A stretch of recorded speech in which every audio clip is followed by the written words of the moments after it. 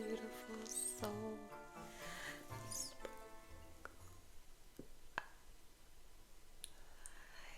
Light. Welcome back to my fairy realm. I have missed you, and I have a special story for you to relax tonight. Okay. First, make sure you are lying down or sitting somewhere very quiet and somewhere you can relax. Okay. Alright, so let's take a deep breath together.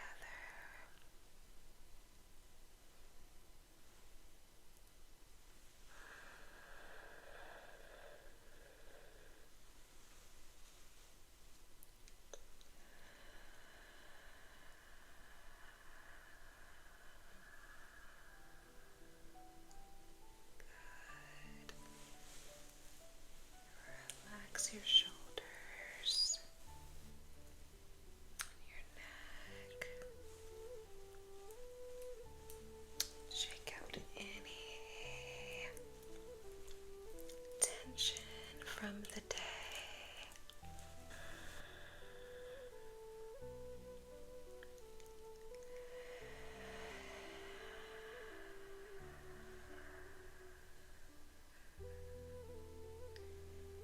Exhale any tension.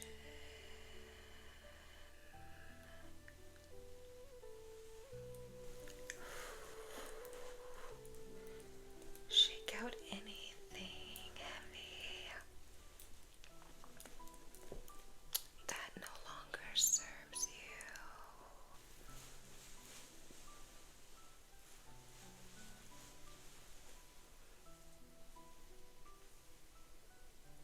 Release any tension in your neck.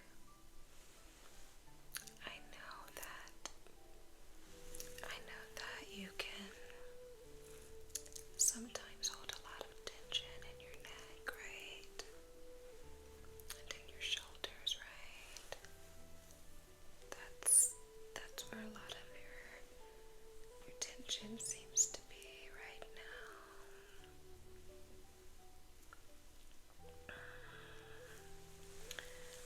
Okay.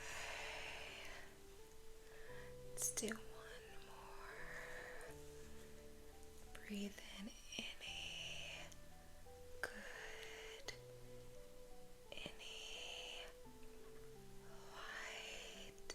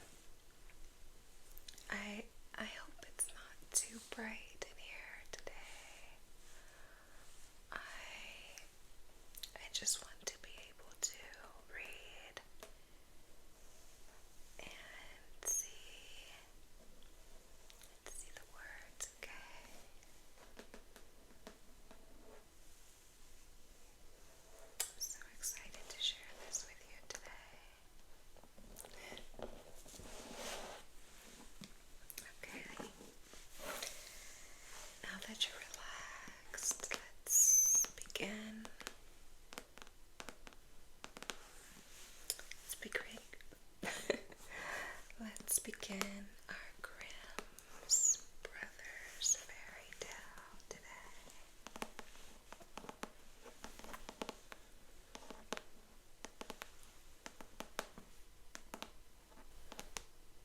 Release any worries, okay?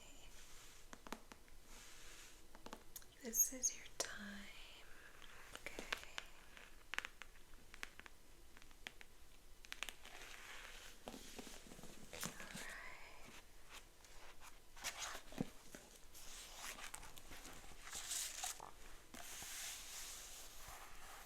Okay, so I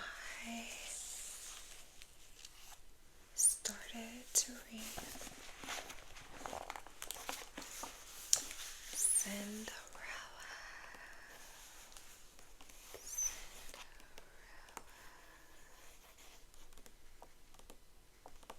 I have not read this story yet.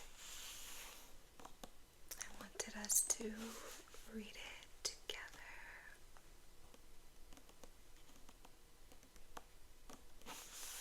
Okay. And I hope you can hear me okay. Okay.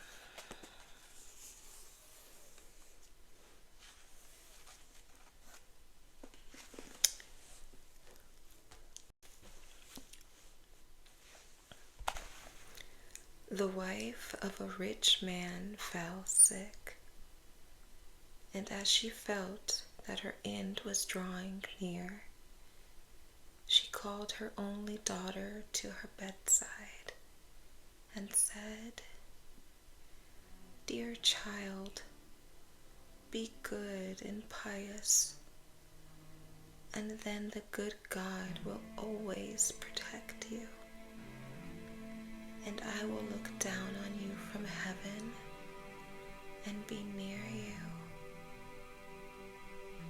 Then she closed her eyes and departed.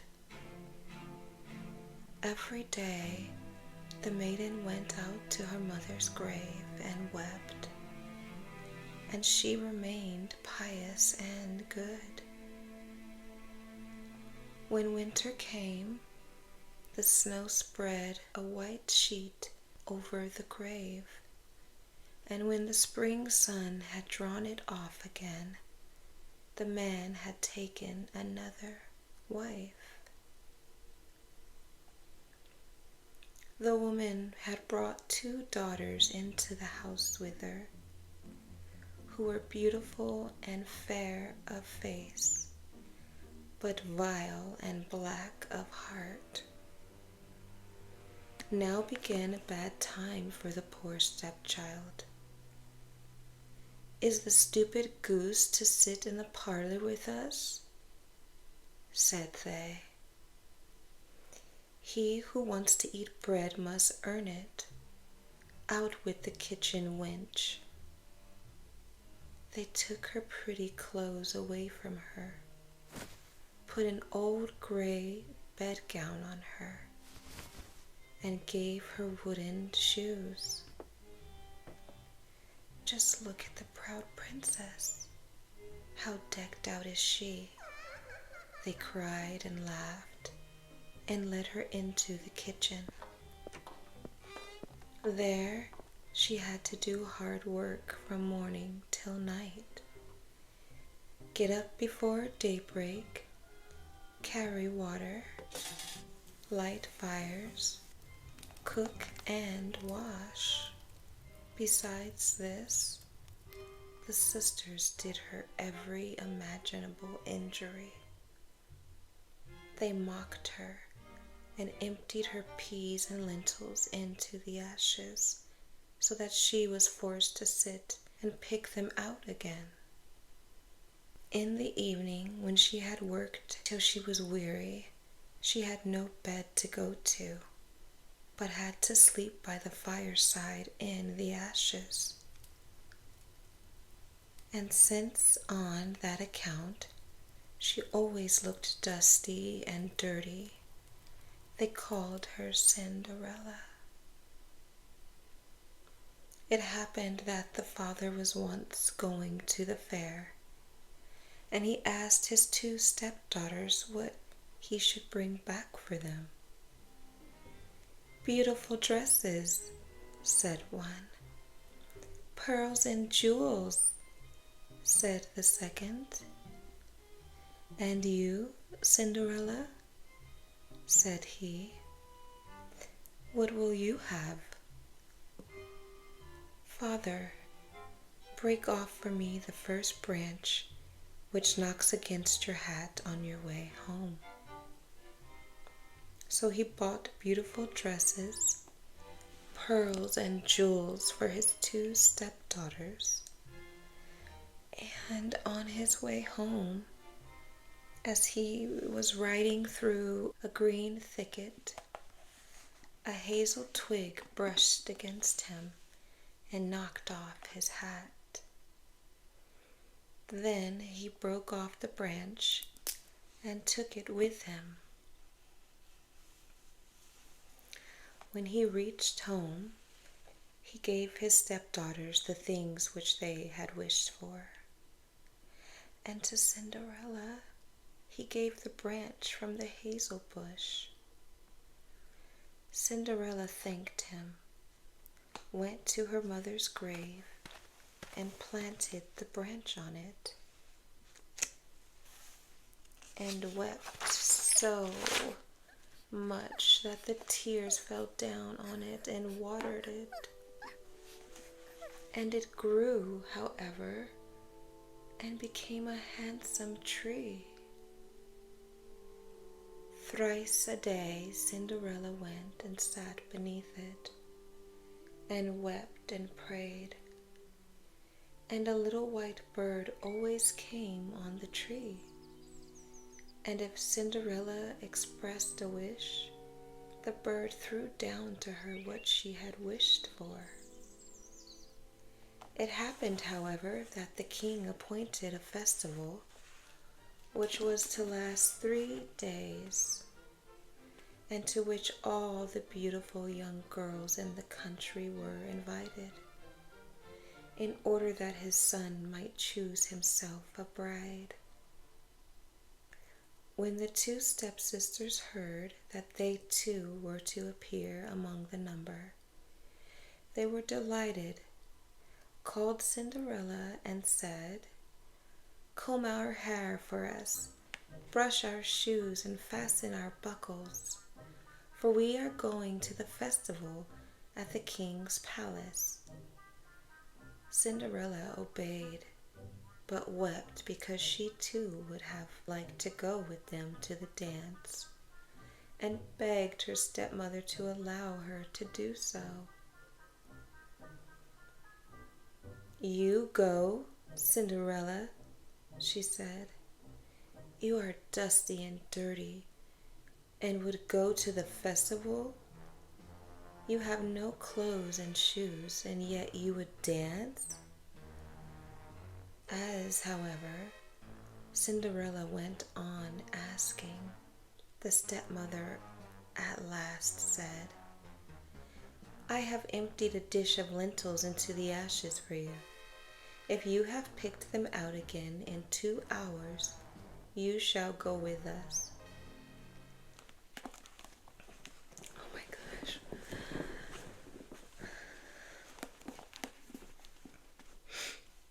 That's so mean, right? Okay.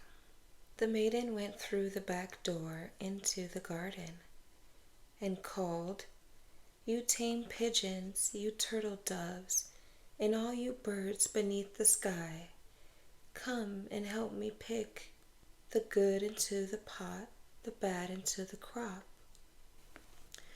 Then 2 white pigeons came in by the kitchen window, and afterwards the turtle doves, and at last all the birds beneath the sky came whirling and crowding in, and alighted amongst the ashes. And the pigeons nodded with their heads and began, "Pick,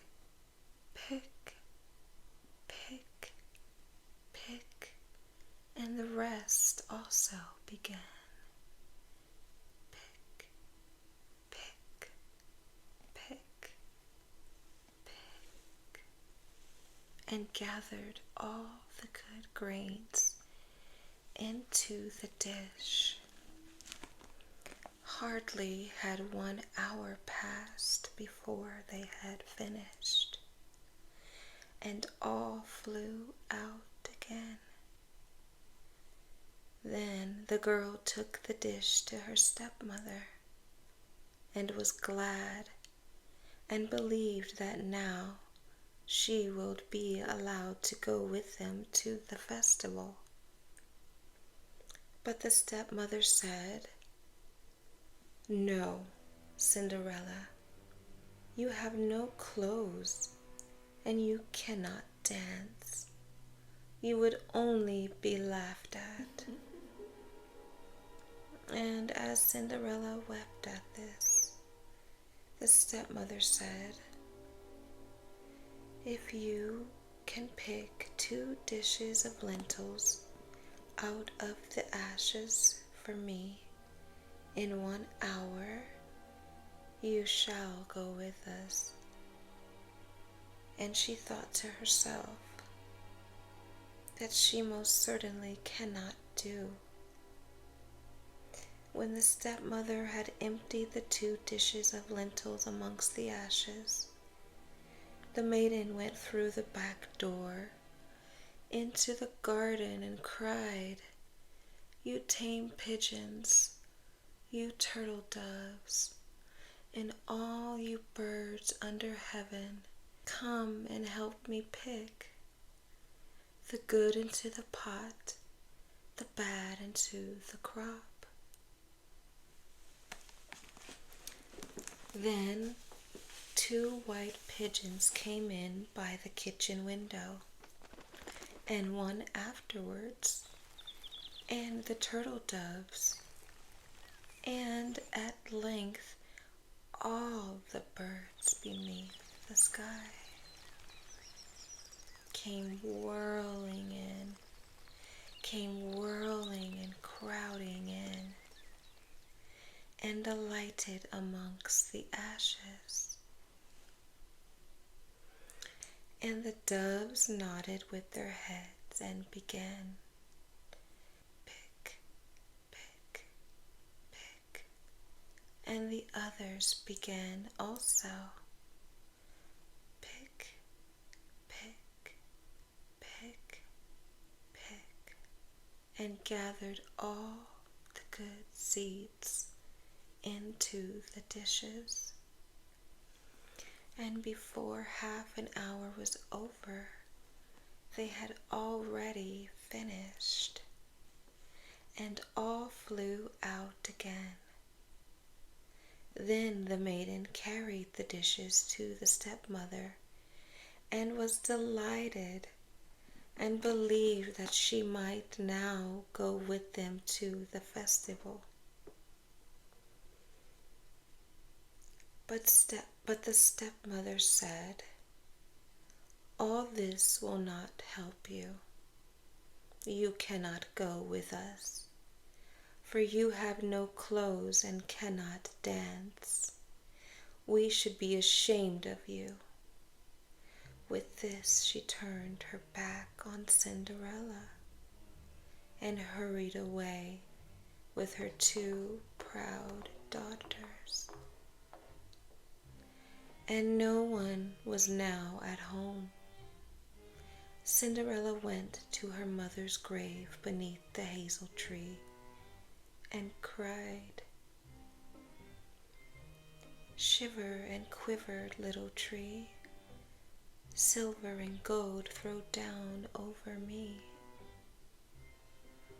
Then the bird threw a gold and silver dress down to her, and slippers embroidered with silk and silver.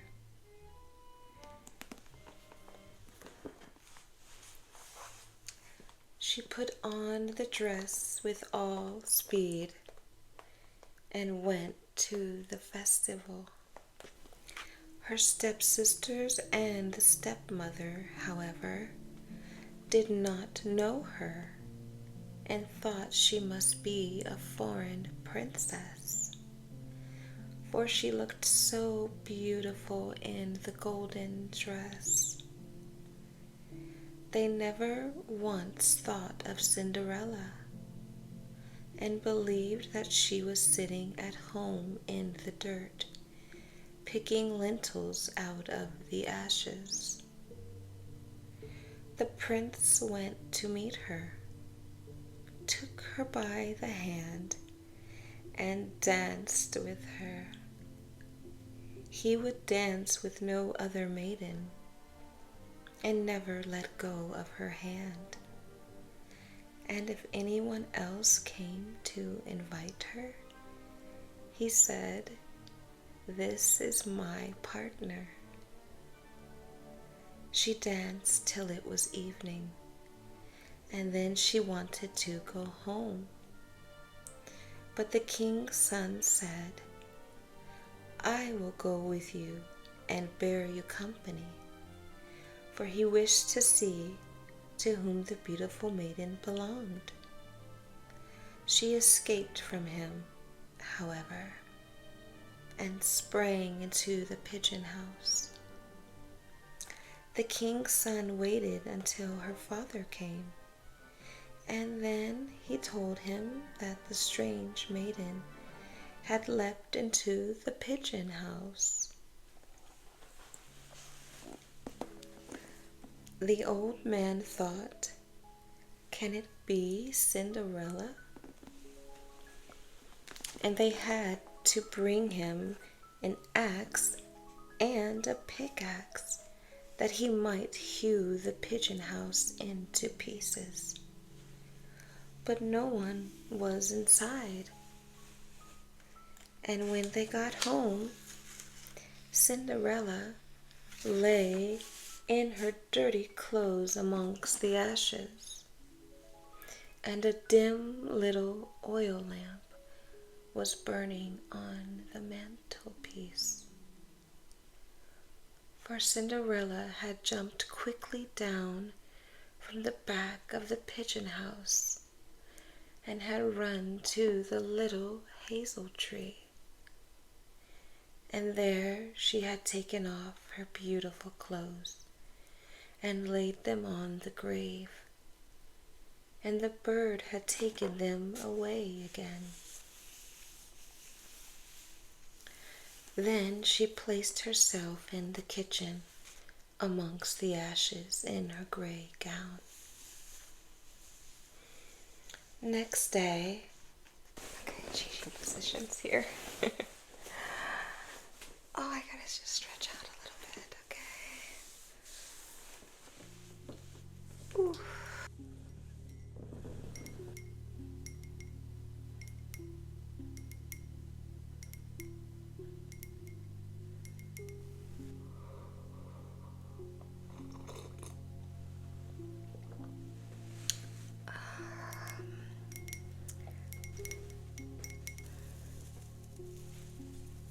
There you go, beautiful. Let's adjust my wings.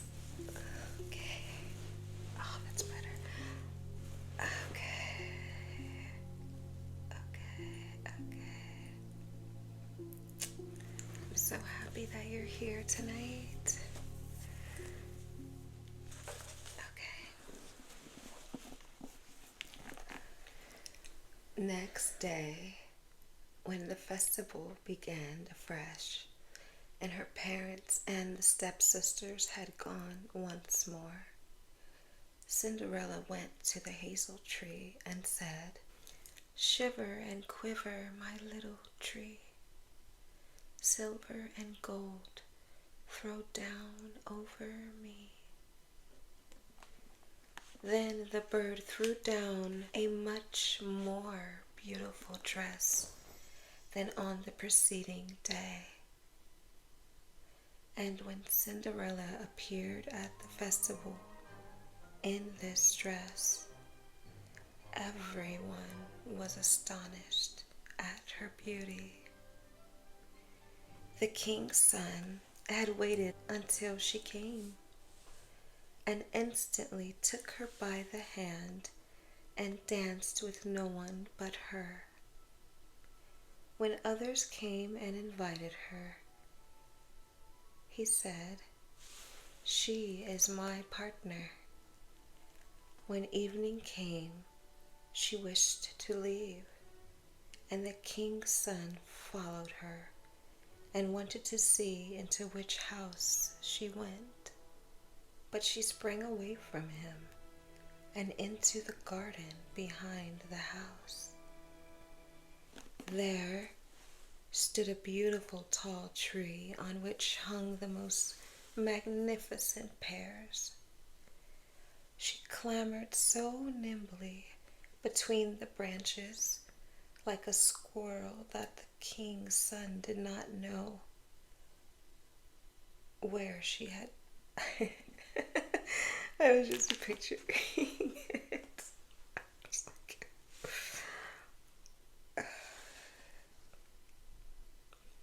Okay.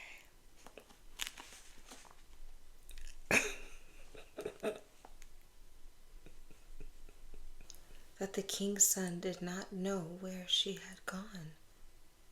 He waited until her father came and said to him, "The strange maiden has escaped from me, and I believe she has climbed up the pear tree." The father thought, "Can it be Cinderella?" and had an axe brought and cut the tree down, but no one was on it. And when they got into the kitchen, Cinderella lay there amongst the ashes as usual, for she had jumped down on the other side of the tree, had taken the beautiful dress to the bird on the little hazel tree, and put on her gray gown. Dang, she is very fast. Right? Okay. On the third day, when the parents and sisters had gone away, Cinderella went once more to her mother's grave and said to the little tree, "Shiver and quiver, my little tree. Silver and gold throw down over me."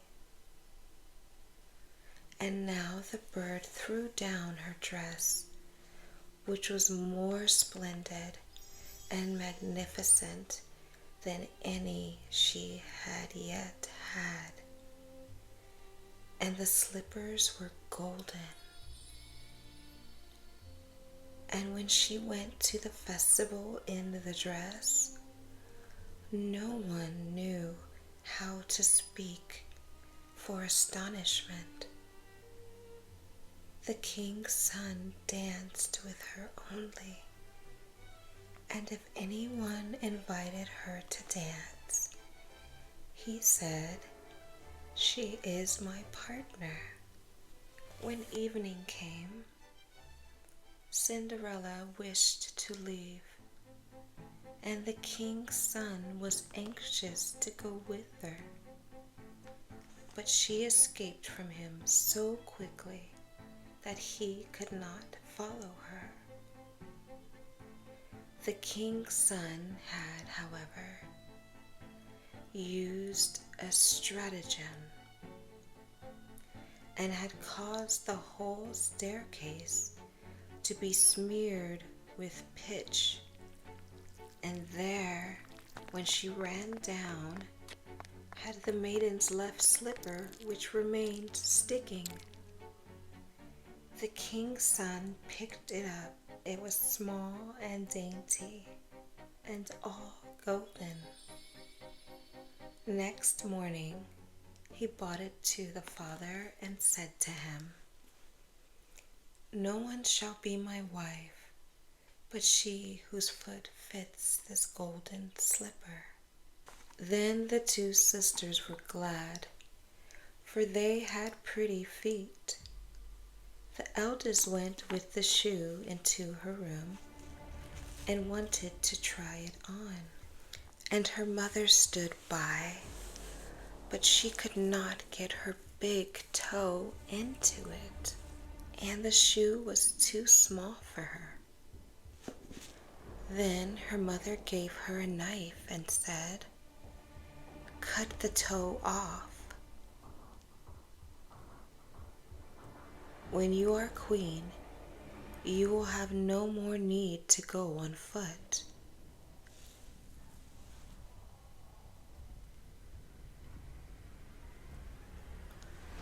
The maiden cut the toe off, forced the foot into the shoe, swallowed the pain, and went out to the king's son. Then he took her on his horse as his bride and rode away with her.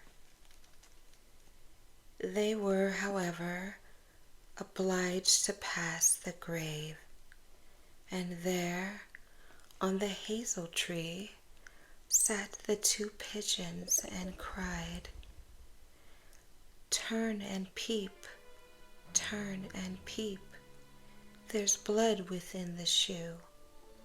The shoe, it is too small for her. The true bride waits for you." Then he looked at her foot and saw how the blood was streaming from it. He turned his horse round and took the false bride home again, and said she was not the true one, and that the other sister was to put the shoe on. Then this one went into her chamber and got her toes safely into the shoe. But her heel was too large. So her mother gave her a knife and said, "Cut a bit off your heel. When you are queen, you will have no more need to go on foot." The maiden cut a bit off her heel, forced her foot into the shoe, swallowed the pain, and went out to the king's son. He took her on his horse as his bride and rode away with her. But when they passed by the hazel tree, two pigeons sat on it and cried, "Turn and peep, turn and peep, there's blood within the shoe. The shoe, it is too small for her. The true bride waits for you." He looked down at her foot and saw how the blood was running out of her shoe, and how it stained her white stocking. Then he turned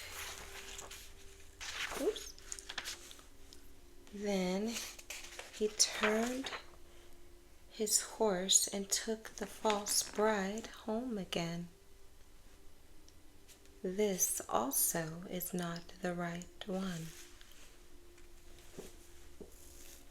he said. "Have you no other daughter?" "No," said the man. "There is still a little stunted kitchen wench which my late wife left behind.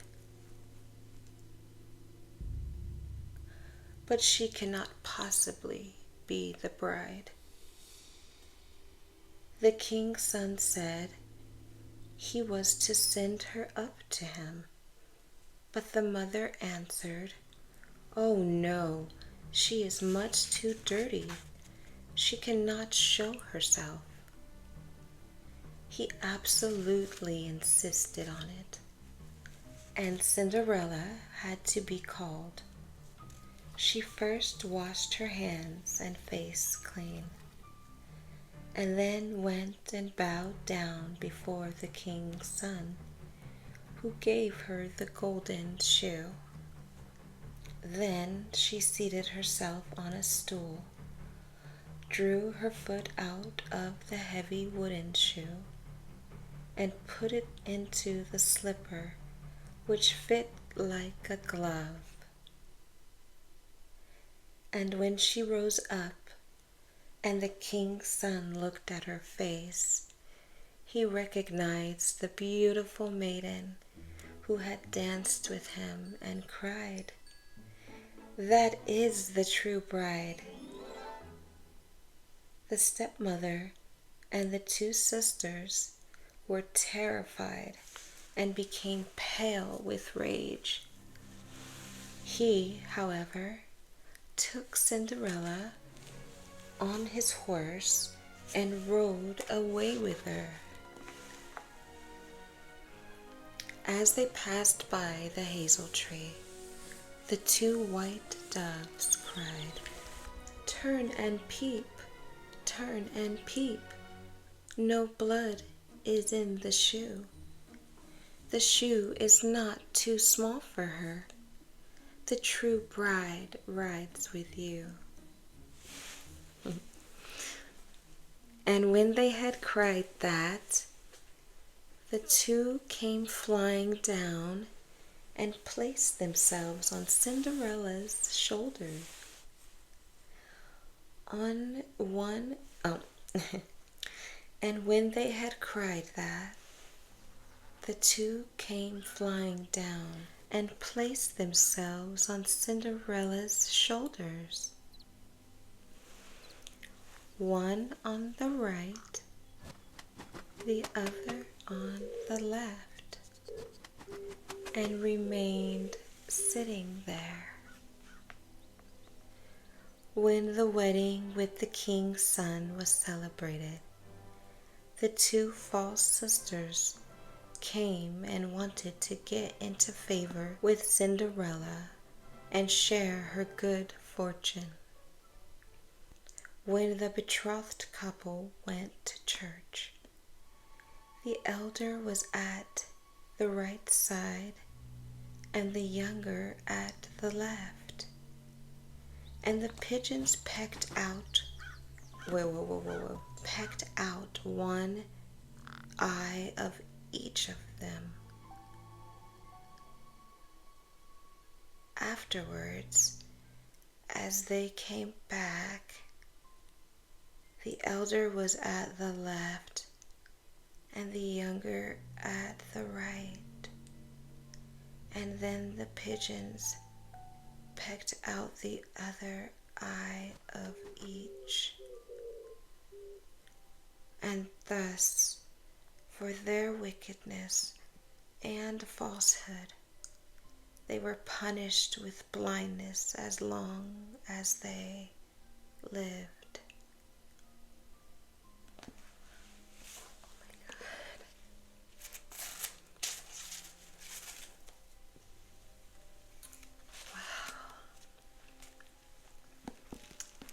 Is the end. I'm like speechless. I'm like, I did not expect that.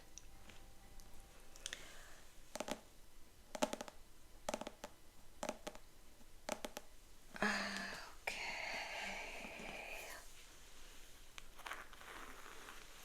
That was quite the interesting original Grimm Brothers Cinderella, right? Wow. I'm like, tell me what you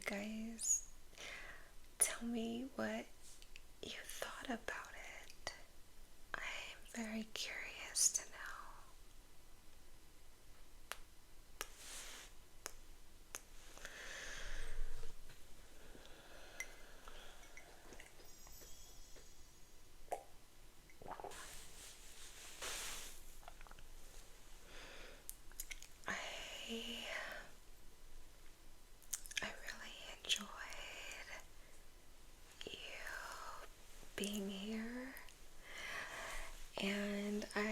really enjoy reading to